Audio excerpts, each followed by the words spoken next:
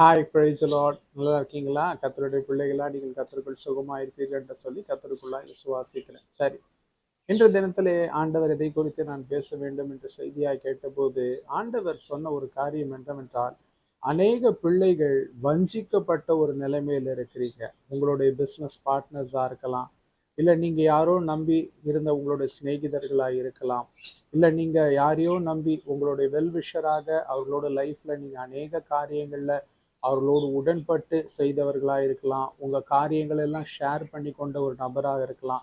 ரொம்ப ஒரு நம்பிக்கைக்குரிய ஒரு நபரா இருந்தாங்க பிரதர். கடைசியில என்னை வஞ்சித்து விட்டார்கள். அவர்களுடைய முன்னேற்றத்திற்கென்று என்னை வஞ்சித்து விட்டார்கள். இப்போது நான் கவுத்து போடப்பட்ட ஒரு நிலைமையில இருக்கிறேன்.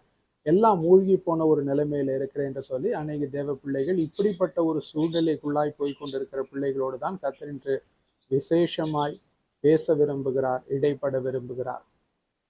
அவர்கள் உங்களை வஞ்சித்திருக்கலாம்.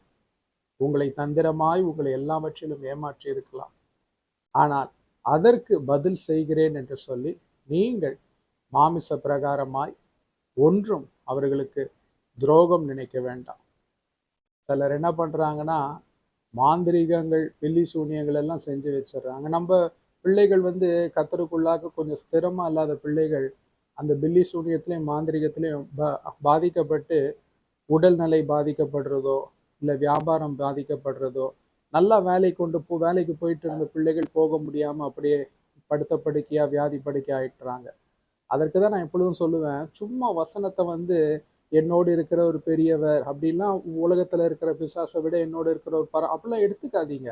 அதற்கு உகந்த ஒரு பரிசுத்த நீதியின் ஜீவியத்தை நீங்க ஜீவித்தா மட்டும்தான் கர்த்தர் உங்களோடு இருந்து உங்களை பராமரித்து பாதுகாத்து உங்களுக்கு விரோதமா யுத்தம் செய்வார். பைபிள்ல போட்டிருக்குன்னு இன்னைக்கு அநேகர் ஒரு குருட்டுத்தனமான மெய்ப்பர்கள் யூடியூப்ல பிரசங்கம் பண்ணி கொண்டு இருக்கிறாங்க. அதனாலே ஜனங்க மோசம் போய் கொண்டு இருக்கிறார்கள். சரி, இப்போ அது நம்மளுக்கு தேவையில்லை. இப்படி வஞ்சிக்கப்பட்ட பிள்ளைகளுக்கு கர்த்தர் ஒரு வாக்கு தத்தம் கொடுக்கிறார். உங்களோடு இருந்தவர்கள், வியாபாரத்தில் இருந்தவர்கள், வேலையில் இருந்தவர்கள் உங்களை வஞ்சித்து விட்டார்கள். ஆகையால் நீங்கள் மனம் கசந்து உடைந்து போயிருக்கிறீர்கள். நீங்கள் பயப்பட வேண்டாம். கர்த்தர் மீண்டுமாய் உங்களை கட்டி எழுப்புவார்.